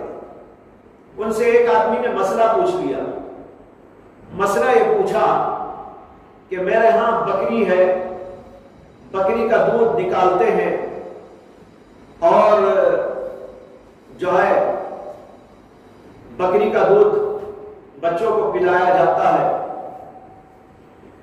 اور یہ کئی اور لوگ بھی پیتے ہیں، تو کیا اس سے حرمت رضاعت ثابت ہو جاتی ہے؟ یہ آپ کو معلوم ہے نا مسئلہ کہ حرمت رضاعت ایک ہی ماں سے اگر دو بچے دودھ پیتے ہیں تو وہ بھائی بھائی ہو جاتے ہیں، دودھ بھائی۔ اسی طرح بکری کا دودھ بھی اگر کوئی دو آدمی چار آدمی مل کر پی لیتے ہیں تو کیا اس سے بھی رضاعت ثابت ہو جاتی ہے؟ یہ مسئلہ پوچھا کسی نے، تو امام بخاری رحمت اللہ علیہ نے اس کے جواب میں کہا کہ ہاں، حرمت رضاعت ثابت ہو جائے گی۔ جو بھی دودھ ایک بکری کا پیئیں گے وہ سب آپس میں بھائی بھائی ہو جائیں گے۔ اگر لڑکیاں پیئیں گی تو وہ بہنیں ہو جائیں گی، بھائی بہن بن جائیں گے، اور ان کے اندر رشتہ حرام ہو جائے گا۔ جیسے کہ دودھ کے رشتے کے اندر یہ ہوتا ہے کہ اگر ایک لڑکی نے ایک ہی عورت کا دودھ پی لیا تو ان کے درمیان میں رشتہ نہیں ہو سکتا، نکاح نہیں ہو سکتا۔ اسی طرح ایک بکری کا دودھ اگر کوئی لڑکی اور لڑکا دونوں پی لیں تو ان کے اندر بھی حرمت رضاعت ثابت ہو جائے گی۔ ظاہر بات ہے مسئلہ تو بہت غلط تھا، اور کسی فقیہ کے ہاں ایسا کوئی مسئلہ ہے۔ جب یہ مسئلہ انہوں نے بیان کر دیا اور لوگوں کے درمیان میں مشہور ہوا تو بڑا ہنگامہ ہو گیا، یہاں تک کہ ابو حفص الکبیر نے جو ان سے کہا تھا کہ آپ فتویٰ نہ دیا کریں، انہوں نے حاکم سے شکایت کی کہ یہ اس طرح کے غلط سلط فتوے دیتے ہیں، لہذا ان کو اپنے وطن سے جدا کر دینا چاہیے۔ چنانچہ یہ واقعہ پیش آنے کے بعد حاکم وقت نے ان کو اپنے یہاں سے نکل جانے کا حکم دے دیا۔ یہ واقعہ بعض تاریخوں کے اندر لکھا ہوا ہے، لیکن بڑے بڑے محققین کا خیال یہ ہے کہ یہ واقعہ غلط ہے، اور سند کے طور پر بھی ہمیں کوئی ایسی بات نہیں ملتی جو ثابت کر سکے کہ یہ واقعہ صحیح ہے۔ ایک طرف امام بخاری کی جلالت و عظمت سے یہ بات بہت بعید ہے کہ وہ اتنا چھوٹا سا مسئلہ نہ جانتے ہو۔ ارے بھائی، اتنا بڑا فقیہ، اتنا بڑا عظیم محدث، وہ اتنی چھوٹی بات نہ جانتا ہو جس کو ایک معمولی جاہل بھی جان لیتا ہے۔ آٹو ڈرائیور سے بھی آپ پوچھیں گے تو بتا دے گا، کار کا ڈرائیور بھی اس کو جانتا ہے، بلکہ ویسے ہی ادھر ادھر پھرنے والے لفنگے لوگ وہ بھی اس مسئلے کو جانتے ہیں۔ کیا امام بخاری اتنے بڑے عظیم محدث ہو کر انہیں ایک چھوٹا سا مسئلہ معلوم نہ ہوگا؟ اور دوسری طرف ابو حفص الکبیر کوئی معمولی آدمی نہیں تھے کہ وہ امام بخاری سے دشمنی کرے اور ان کو اپنے ہاں وطن سے نکالنے کی محنت کرے، اور وہ تعصب اور حسد اور بغض کی وجہ سے ان کو شہر سے نکال دینے کا حکم جاری کر دے۔ یہ بات بھی بعید ہے۔ اس لیے نہ امام بخاری کی طرف اس بات کی نسبت درست معلوم ہوتی ہے کہ انہوں نے ایک غلط مسئلہ بیان کیا، نہ ابو حفص کبیر کی طرف یہ نسبت درست معلوم ہوتی ہے کہ انہوں نے امام بخاری کو وہاں سے نکالنے کی کوئی تدبیر کی تھی۔ یہ دونوں باتیں غلط ہیں۔ اس لیے اس واقعے کو میں نے ذکر تو کیا، لیکن یہ بھی میں نے بتا دیا کہ واقعہ صحیح نہیں ہے، غلط ہے۔ دوسرا واقعہ یہ بیان کیا جاتا ہے کہ سن 250 ہجری میں امام بخاری کا ایک سفر نیشاپور کا پیش آیا۔ نیشاپور وہی بستی ہے جہاں کے امام مسلم تھے، امام مسلم کی بستی۔ اسی بستی میں دعوت دینے پر امام بخاری رحمت اللہ علیہ تشریف لے گئے۔ جب وہاں وہ تشریف لے گئے تو وہاں ایک بہت بڑے محدث رہتے تھے، ان کا نام تھا امام محمد بن یحییٰ الزہری۔ یہ امام مسلم کے بھی استاد تھے، امام مسلم نے زیادہ تر انہی سے حاصل کیا تھا۔ تو امام بخاری جب وہاں پر پہنچے تو ان کا استقبال بہت دور سے کرنے کے لیے ہزاروں کی تعداد میں لوگ جمع ہو گئے، اور ان کے استقبال کے لیے خود امام زہری بھی تشریف لائے۔ حالانکہ خود بہت بڑے عالم تھے، بہت بڑے محدث تھے، دنیا میں ان کا چرچا تھا، لیکن امام بخاری کی عظمت اور جلالت کی وجہ سے امام زہری بھی ان کے استقبال کے لیے تشریف لائے۔ ہزاروں کا مجمع تھا، پورے استقبال کے ساتھ امام بخاری کو شہر نیشاپور لے کر گئے۔ لیکن امام زہری نے اپنے شاگردوں سے ایک بات کہہ دی تھی کہ بھائی امام بخاری کے پاس تم لوگ جایا کرو، ان سے حدیثیں حاصل کیا کرو، لیکن عقیدے کے مسئلے میں کوئی بات ان سے نہ پوچھو۔ لیکن یہ بات سمجھنے کے لیے تھوڑی سی تفصیل درکار ہے، تب آپ کو یہ بات جملے ان کا سمجھ میں آئے گا کہ کیا مطلب ہے اس کا۔ امام زہری نے کہا کہ آپ لوگ امام بخاری کے پاس جائیں، ان سے حاصل کریں علم، لیکن حدیث کی حد تک باقی عقیدے کے مسائل میں ان سے گفتگو نہ کریں اور کوئی بات ان سے نہ پوچھیں۔ یہ بات انہوں نے کیوں کہی؟ ایک تاریخ میں تاریخ کی کچھ جانکاری کی ضرورت ہے۔ آپ کو معلوم ہوگا کہ اسی زمانے کے ذرا پہلے امام احمد بن حنبل رحمت اللہ علیہ کا آزمائش کا بہت بڑا واقعہ پیش آیا تھا۔ واقعہ کیا تھا؟ واقعہ یہ تھا کہ امام احمد بن حنبل کے اس دور میں مامون الرشید کا دور تھا، اور معتزلہ ایک فرقہ جو گمراہ فرقہ تھا، اس نے ایک عجیب مسئلہ دنیا کے اندر عام کر دیا تھا، اور وہ تھا خلق قرآن کا مسئلہ، یعنی قرآن کریم اللہ کی مخلوق ہے۔ یہ اہل سنت والجماعت کے عقیدے کے خلاف ہے، اس لیے کہ قرآن تو اللہ کا کلام ہے، اللہ کی ایک صفت ہے صفت کلام، اسی صفت کلام سے کلام صادر ہو کر ہم تک پہنچا ہوا ہے، وہ اللہ کی مخلوق کیسے ہو سکتا ہے؟ مخلوق وہ ہوتی ہے جس کو اللہ بناتا ہے، اللہ پیدا کرتا ہے۔ اللہ نے کلام پیدا نہیں کیا بلکہ وہ اللہ کی صفت ہے۔ اللہ تبارک و تعالیٰ جیسے موجود، اسی طرح اس کی صفات اس کے ساتھ موجود، اور اس کی صفات ازلی ہے، ابدی ہے، ہمیشہ سے ہے، ہمیشہ رہنے والی۔ لیکن جو مخلوق ہوتی ہے وہ نہ ازلی ہے نہ ابدی ہے۔ دیکھو یہ بلڈنگیں موجود، یہ آسمان موجود، چاند سورج موجود، حجر و شجر موجود، یہ سب کی سب چیزیں اللہ کی مخلوق ہے، اور اللہ کی مخلوق جو ہوتی ہے وہ اللہ پیدا کرتے ہیں جب وہ چاہتے ہیں، اور جب وہ چاہتے ہیں تو اس کو ملیامت بھی کر دیتے۔ یہ ہوتی ہے مخلوق۔ تو کلام اللہ مخلوق نہیں ہو سکتا، وہ اللہ کی صفت ہے۔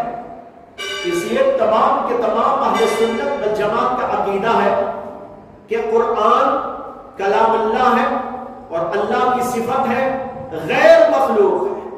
لیکن معتزلہ نے خواہ مخواہ ایک مسئلہ چھیڑ دیا اور دنیا میں پھیلا دیا کہ قرآن اللہ کی مخلوق ہے۔ بڑا ہنگامہ چلا، اور اس ہنگامے کے بعد یہ نتیجہ سامنے آیا کہ جو بادشاہ تھا وہ بھی ان کے مسلک کا حامل ہو گیا، یعنی مامون الرشید۔ جب بادشاہ بھی اس مسلک کا حامل ہو گیا تو بادشاہ نے تمام لوگوں پر آرڈر جاری کر دیا کہ اسی مسلک کو اختیار کرو، اور جو آدمی اس کے خلاف لب کشائی کرے گا اس کو سزا دی جائے گی۔ تو اہل سنت کو سزائیں دی جانے لگی۔ اسی زمانے میں امام احمد بن حنبل کھڑے ہو گئے، انہوں نے کہا القرآن کلام اللہ غیر مخلوق۔ وہ درس میں کہتے تھے، مجامع میں کہتے تھے، مساجد میں اعلان کرتے تھے، تاکہ حق مسئلہ سب کے سامنے واضح رہے اور کوئی گمراہی کا شکار نہ ہو جائے۔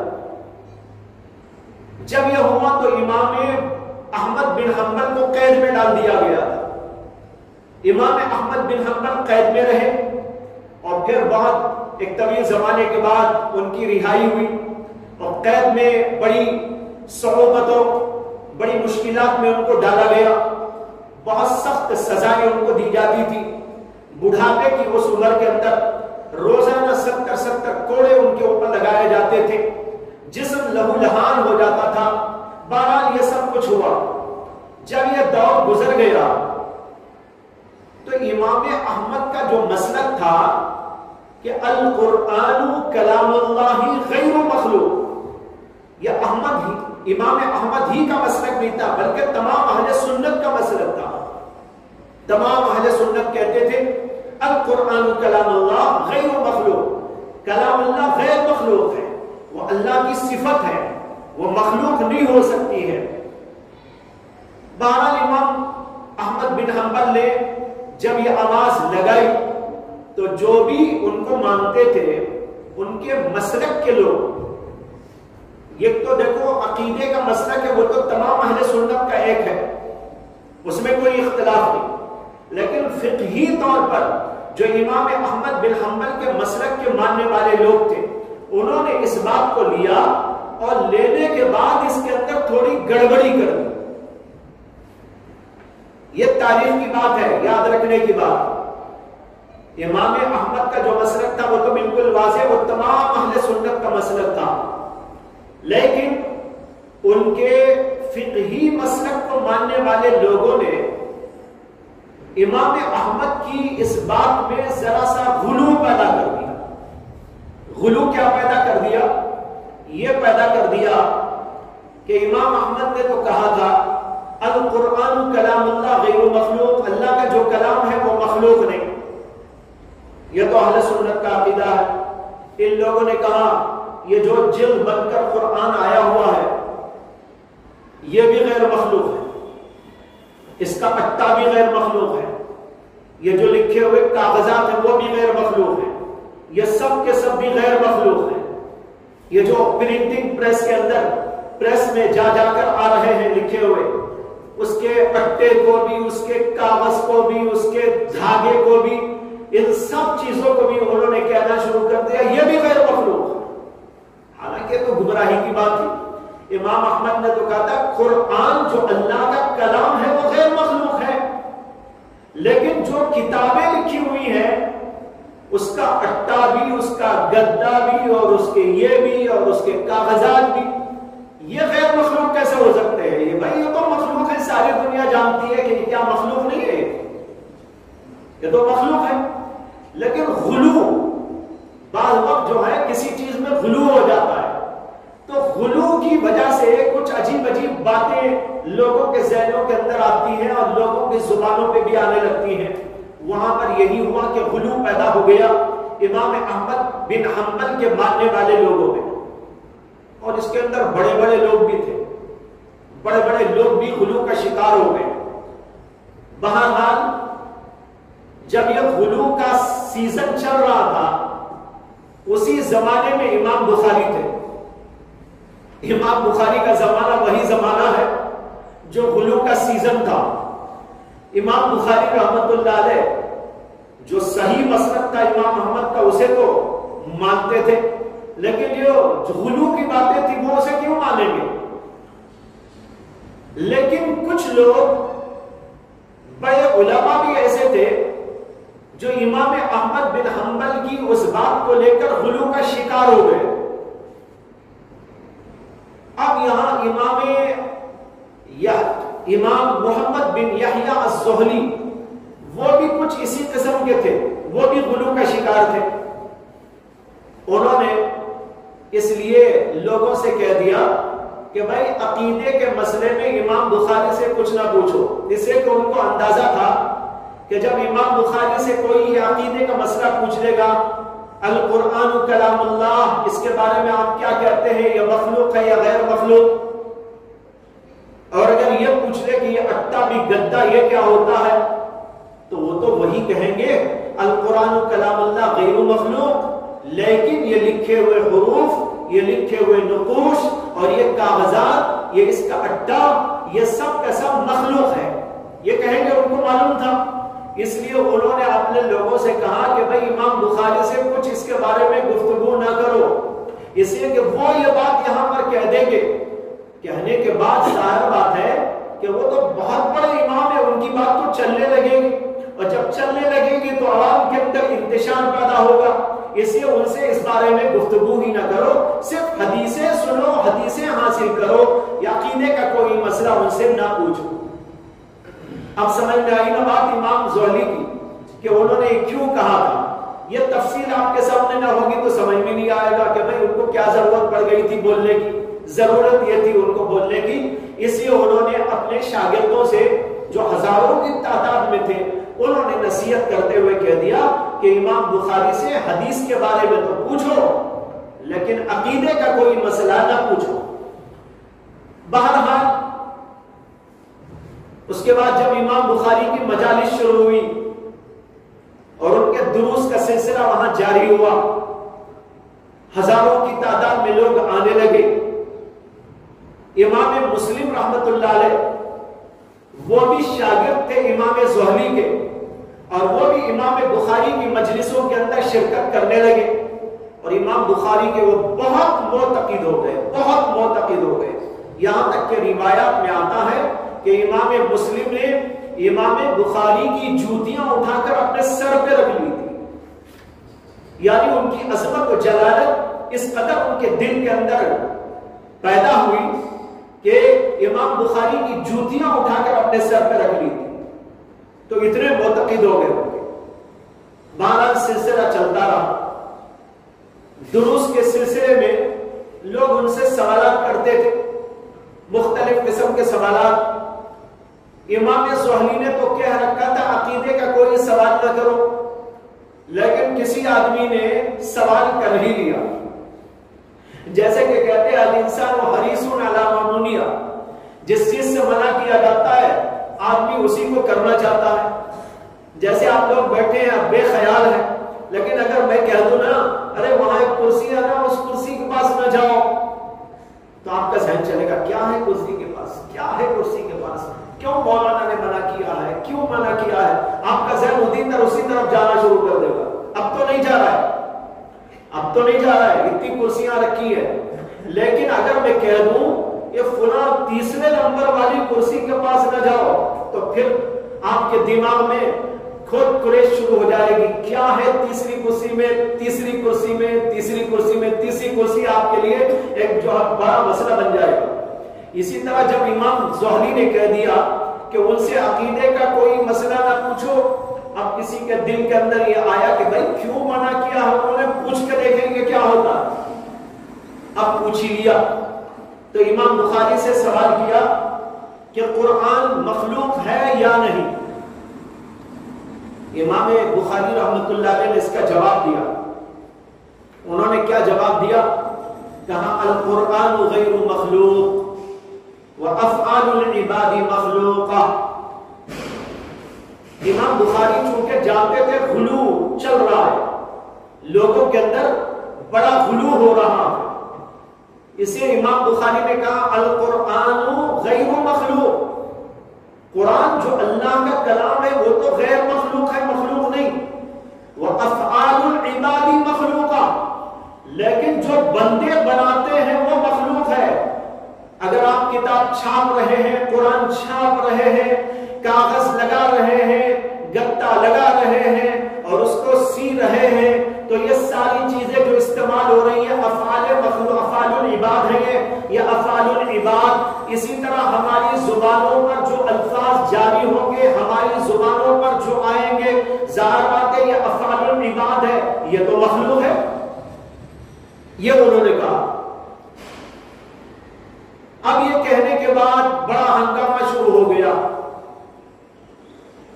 لوگوں کے درمیان میں اختلاف برپا ہو گیا، اور امام زہری رحمت اللہ علیہ نے اپنے شاگردوں سے کہا کہ میں نے تو تم کو منع کیا تھا، لیکن تم نے جا کر سوال کیا اور ہمارے مسلک کے خلاف انہوں نے بیان کر دیا، اب یہاں پر لوگوں کے درمیان میں ہنگامہ برپا ہے، اس لیے جو بھی ان سے اس قسم کے سوالات کر رہا ہے وہ میری مجلس میں نہ آیا کرے۔ یہ کہنے کے بعد امام مسلم ان کی مجلس میں جانا چھوڑ دیا، امام بخاری ہی کو انہوں نے پکڑ لیا اور امام زہلی کو چھوڑ دیا۔ بڑا ہنگامہ ہوتا رہا، بڑے حالات پیدا ہوتے رہے، اور پھر امام بخاری رحمت اللہ علیہ کو امام زہلی نے وہاں سے نکل جانے کے لیے کہا کہ آپ کے یہاں رہنے سے بڑا فتنہ برپا ہے، اس لیے آپ اس علاقے کو چھوڑ کر چلے جائیں۔ امام بخاری رحمت اللہ علیہ جب حالات کی سنگینی کا اندازہ کر چکے تو انہوں نے مناسب سمجھا کہ یہاں سے چلے جائیں، لہذا امام بخاری رحمت اللہ علیہ بخارا میں تشریف لائے اور بخارا میں اپنا درس جاری کر دیا۔ جب انہوں نے اپنا درس جاری کیا تو وہاں کا جو امیر تھا اس کا نام تھا خالد بن احمد الزہلی۔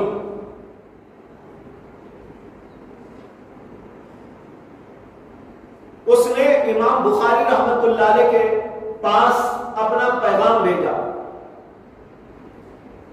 پیغام یہ بھیجا کہ میرے بچے ہیں، ان کو درس دینے کے لیے آپ میرے ہاں تشریف لائے.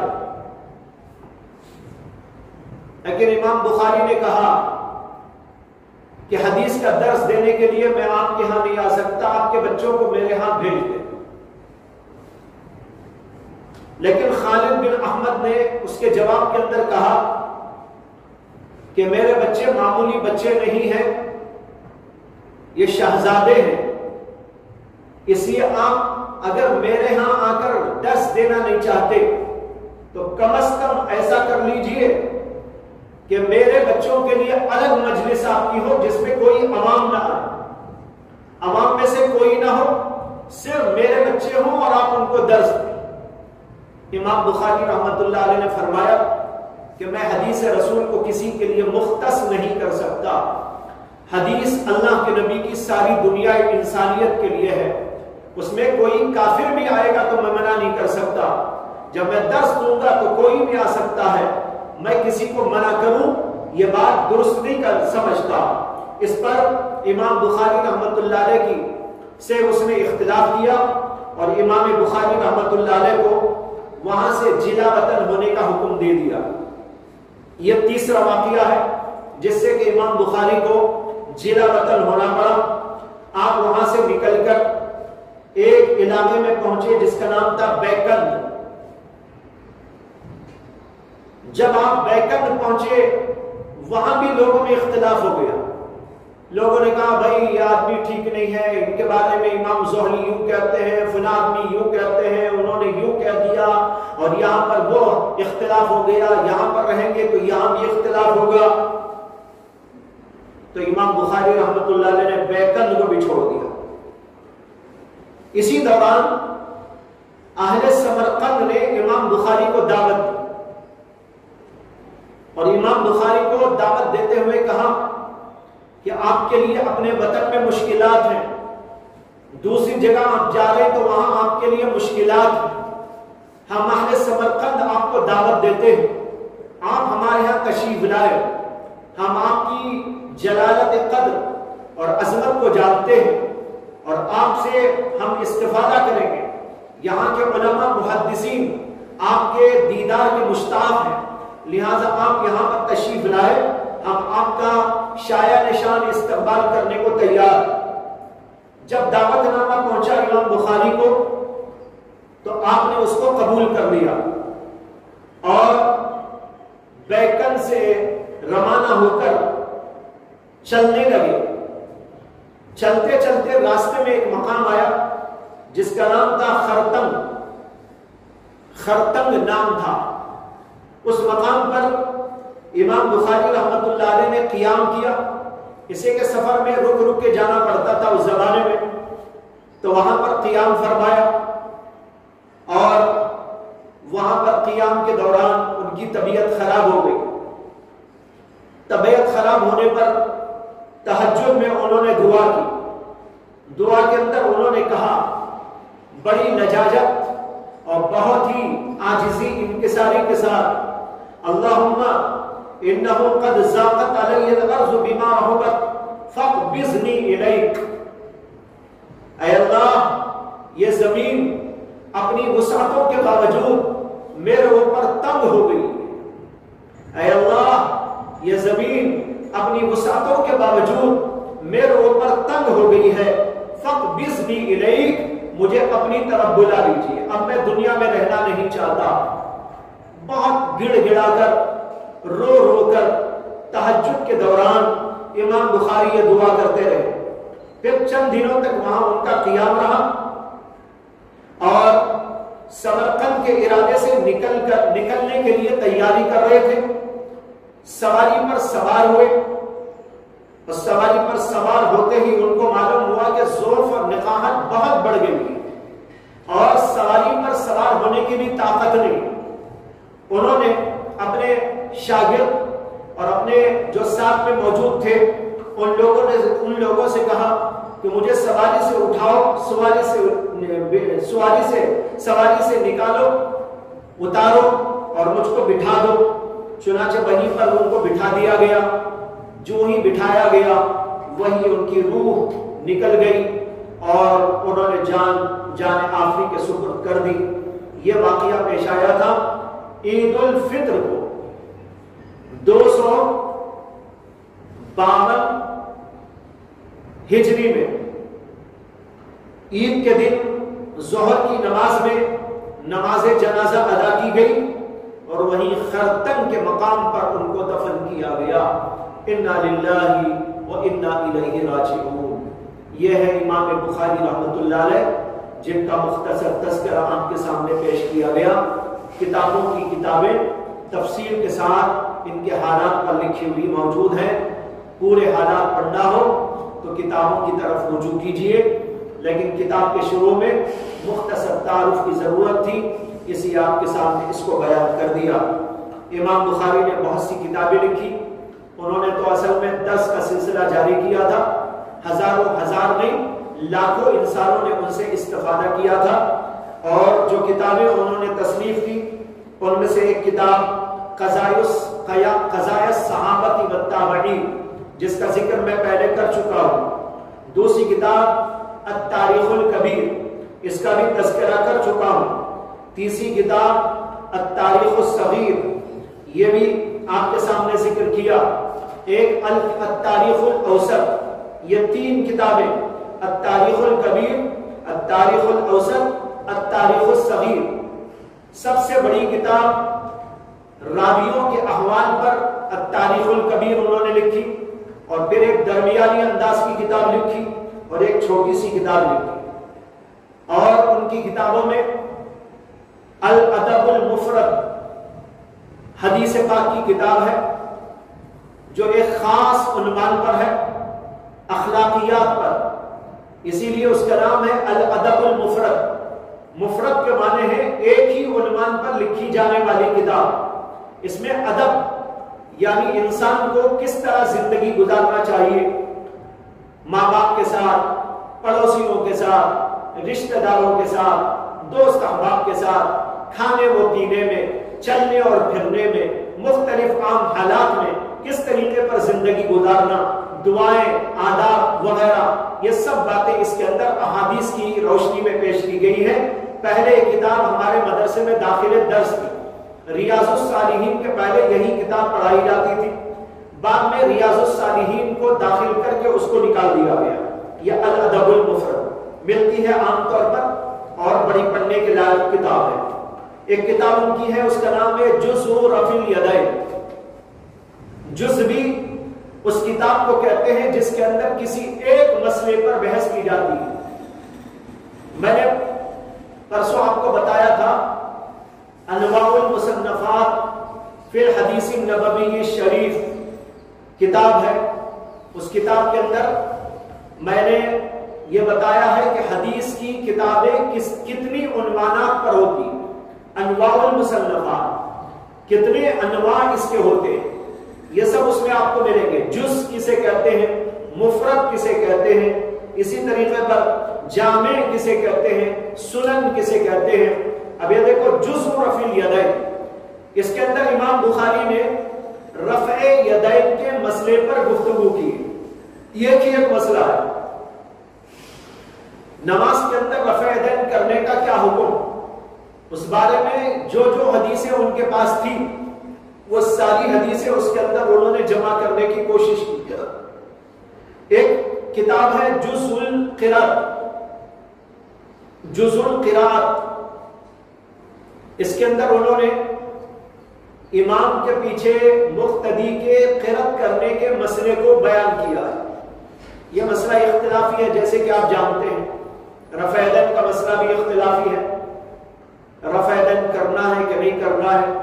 इमाम बुखारी रफ़े यदैन पर बहुत जोर देते हैं, इसलिए उन्होंने रफ़े यदैन पर एक जुज़ लिखा, क़िराअत खल्फ़ल इमाम, इमाम के पीछे मुक्तदी को सूरे फातिहा पढ़ना चाहिए, यह भी इमाम बुखारी का मसलक है।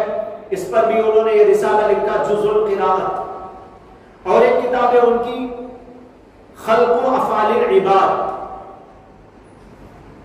اس کے اندر تقدیر کے مسئلے پر گفتگو ہے. بندوں کے جو افعال ہوتے ہیں وہ مخلوق ہے یا مخلوق نہیں ہے، خود بخود ہو جاتے ہیں یا انسان ان کو کرتا ہے، بناتا. یہ ہے تقدیر کا مسئلہ. معتزلہ کہتے ہیں کہ جو اعمال انسان کرتا ہے، بندے کرتے ہیں، اس میں ان کے عمل کو کچھ دخل نہیں، وہ خود بخود ہوتے ہیں. ایک آدمی نماز پڑھتا ہے تو اس کا کوئی ارادہ، اس کا کوئی عمل اس میں نہیں ہے، وہ خود بخود ہوتا ہے. اسی لیے جو ہے معتزلہ تقدیر کے قائل نہیں ہے. وہ یہ نہیں کہتے کہ تقدیر سے ہوتا ہے. تو اس طریقے پر تقدیر کا جو مسئلہ ہے اس کے اندر اس کو واضح کیا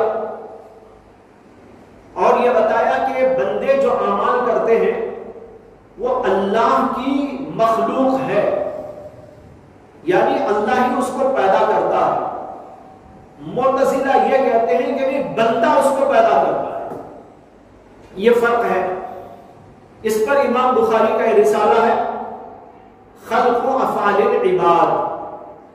ایک کتاب ان کی ہے کتاب الضعفاء، اس کے اندر ضعیف راویوں کا ذکر ہے. ایک کتاب ان کی ہے بر الوالدین، والدین کے ساتھ احسان و سلوک کرنا، حدیث اور قرآن کی روشنی میں والدین کے حقوق کا بیان کیا ہے. ایک کتاب ہے الجامع الکبیر. یہ الجامع الکبیر اب ملتی نہیں ہے، ان کی کتابوں میں ملتا ہے کہ انہوں نے ایک کتاب لکھی تھی الجامع الکبیر کے نام سے، لیکن وہ دنیا میں آج موجود نہیں ہے. کہیں کسی کتب خانے میں چھپی ہوئی ہو تو واللہ عالم، لیکن ان کی لکھی ہوئی کتابوں کی فہرست میں اس کا ذکر ملتا ہے کہ انہوں نے کوئی کتاب الجامع الکبیر لکھی تھی. ایک کتاب ان کی الوحدان ہے. الوحدان وہ کتاب ہوتی ہے جس کے اندر بحث کی جاتی ہے ایسی حدیثوں کی جس کو ایک ہی ایک راوی بیان کرتا ہے. اور ایک کتاب ہے الاشربہ، اور ایک کتاب ہے مسند کبیر. ایک کتاب ان کی ہے تفسیر کبیر.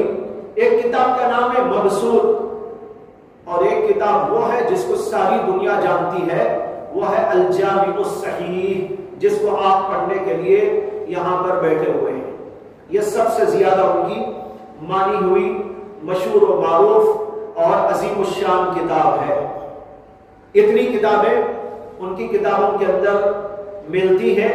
سب سے زیادہ مشہور و معروف الجامع الصحیح کتاب ہے.